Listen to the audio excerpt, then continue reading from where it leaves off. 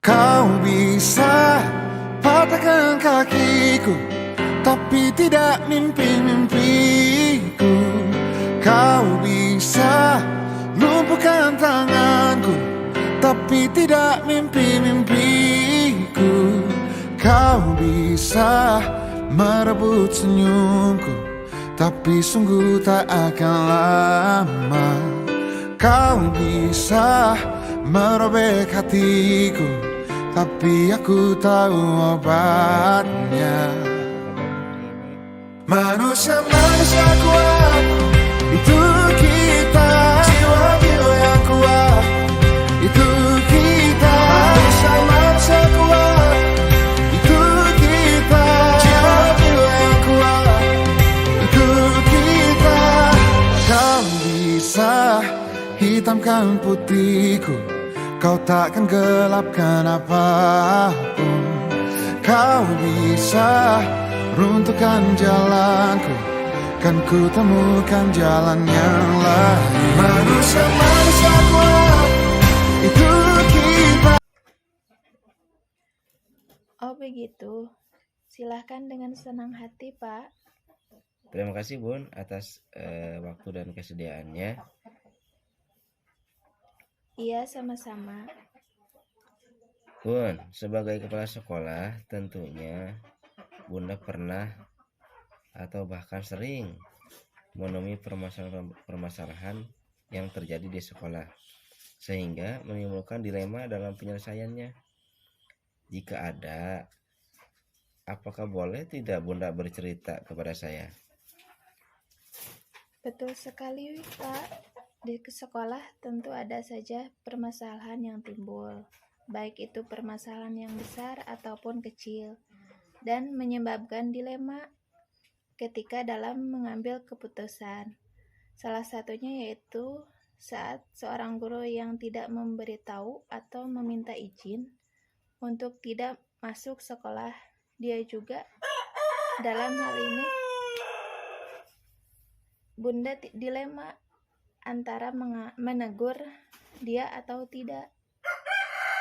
Oh begitu Bun. Lantas bagaimana Bunda mengambil keputusan untuk peristiwa itu?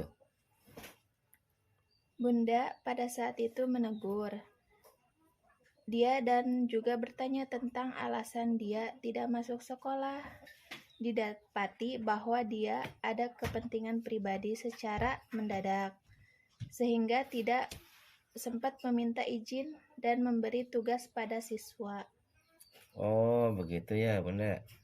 Begini Bun, dalam modul yang saya pelajari bahwa ada dua jenis dilema yang dihadapi, yaitu pertama dilema etika yang merupakan kebenaran lawan kebenaran, dan bujukan moral yang merupakan kebenaran lawan kesalahan.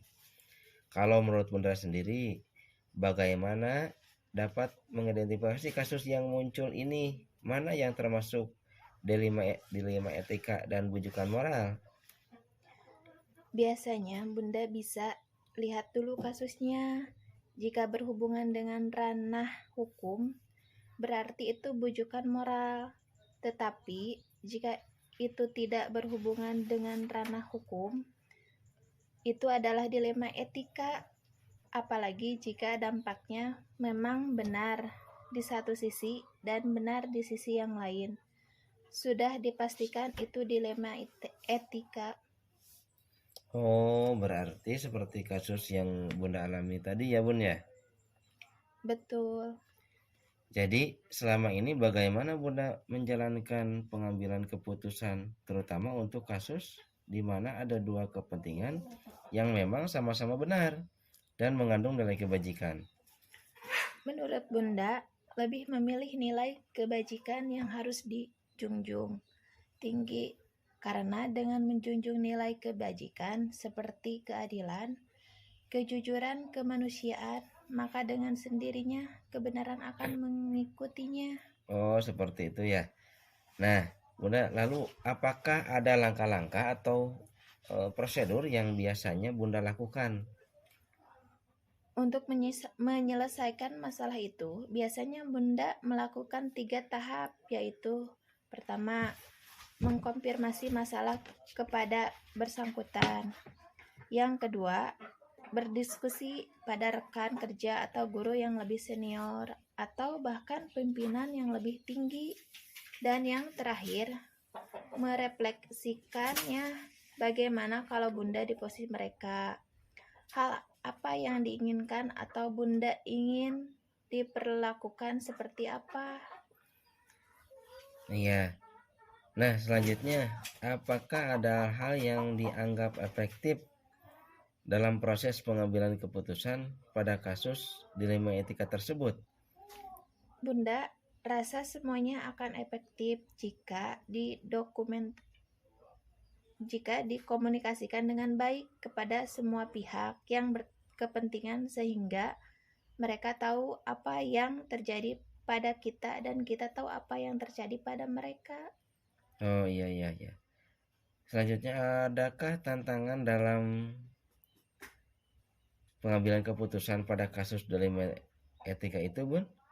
Tantangannya cuma satu, yaitu tidak adanya keterbukaan dari salah satu pihak. Jadi, dalam kasus dilema ini membutuhkan keterbukaan dari semua pihak dalam menyelesaikannya. Oh iya. Jadi keterbukaan ya. Nah, apakah Bunda memiliki sebuah jadwal dalam penyelesaian sebuah kasus dilema etika atau secara langsung menyelesaikannya di tempat? Atau ada prosedur-prosedur tertentu mungkin? Kalau jadwal mungkin tidak ada, tapi kalau prosedur tentu ada, namun berbeda-beda tergantung masalahnya. Oh iya.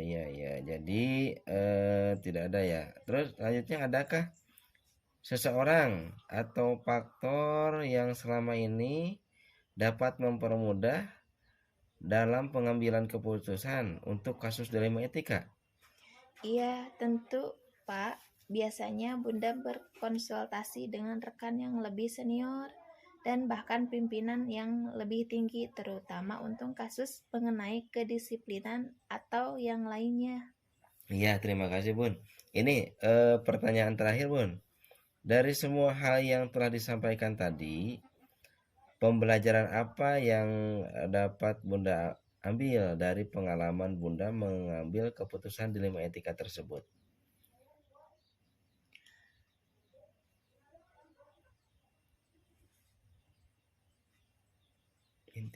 Intinya, harus selalu membangun jaringan komunikasi yang baik dengan banyak pihak dan juga kita harus membangun empati kepada orang yang bekerja sama dengan kita.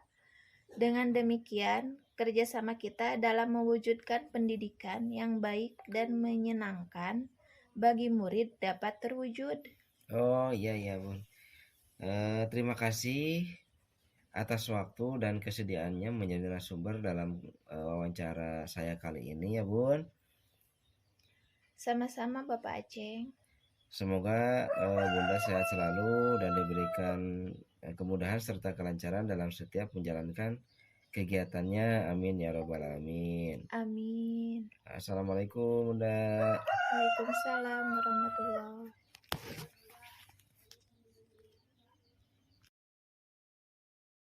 Kau bisa patahkan kakiku, tapi tidak mimpi-mimpiku.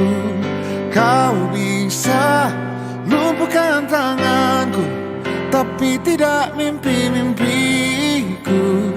Kau bisa merebut senyumku, tapi sungguh tak akan. Warahmatullahi wabarakatuh.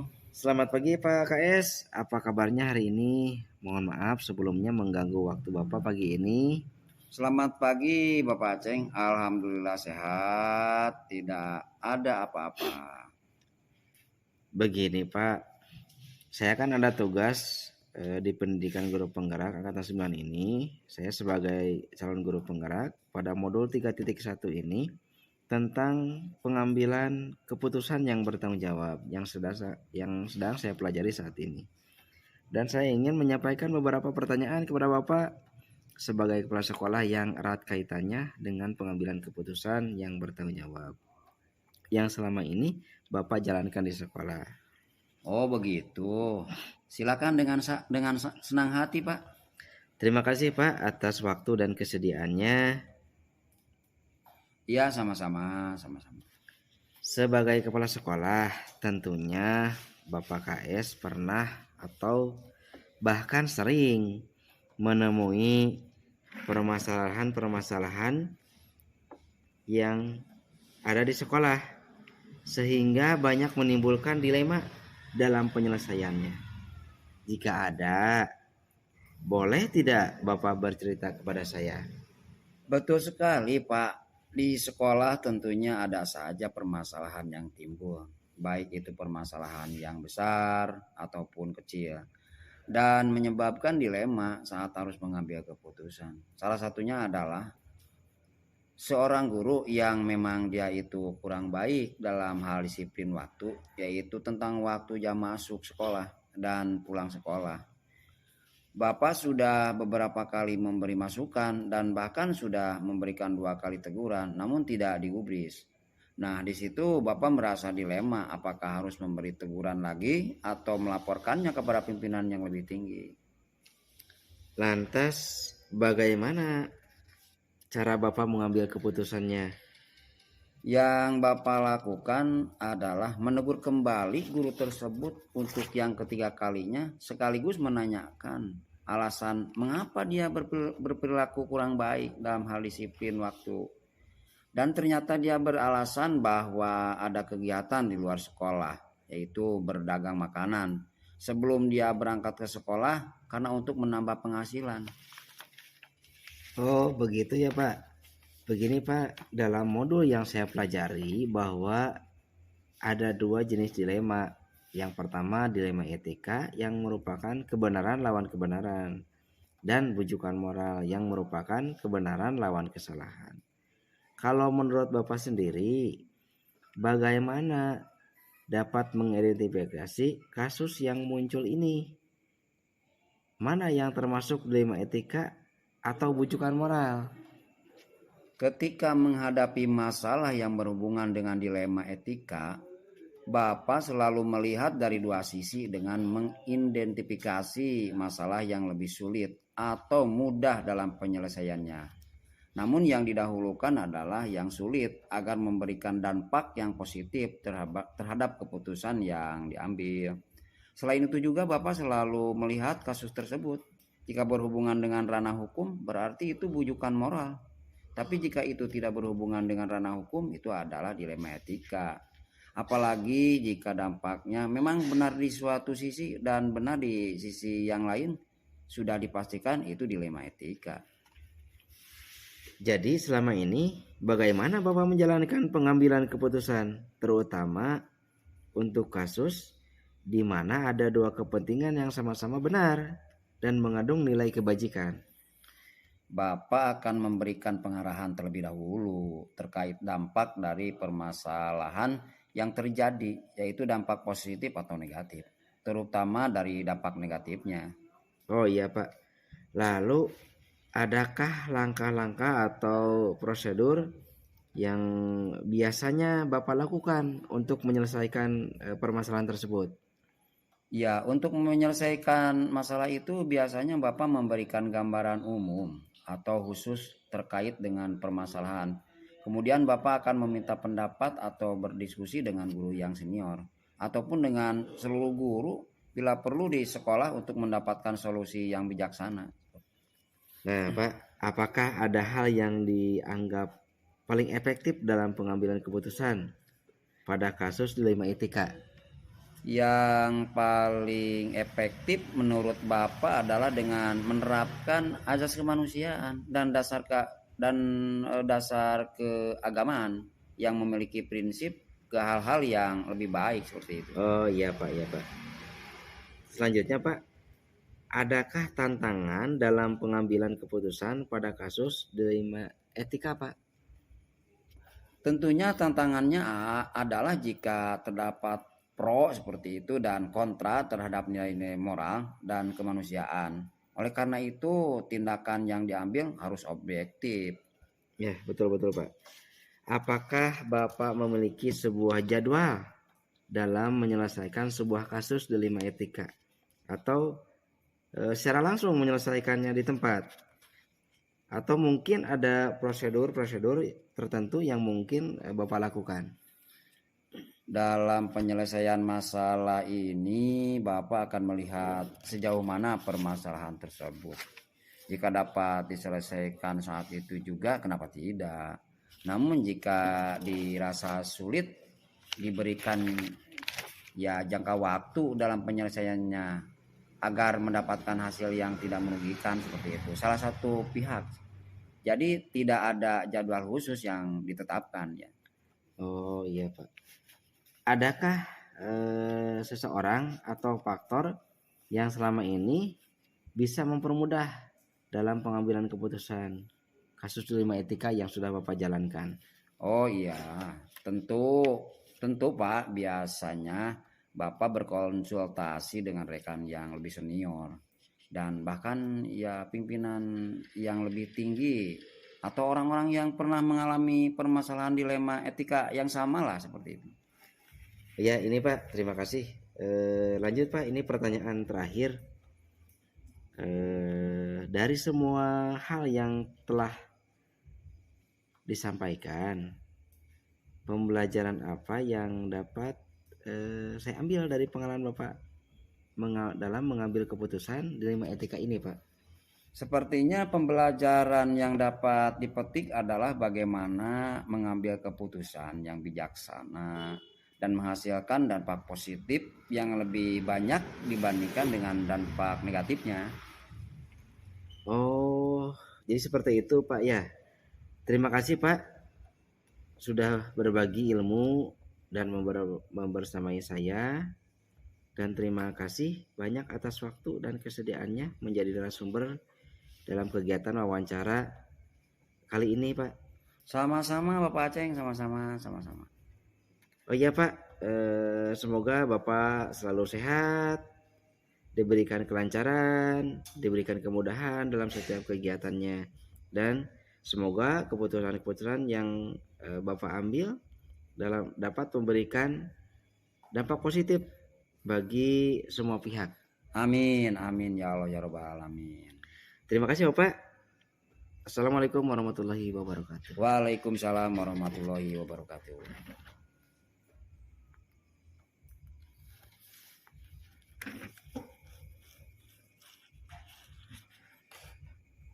Oh, setia.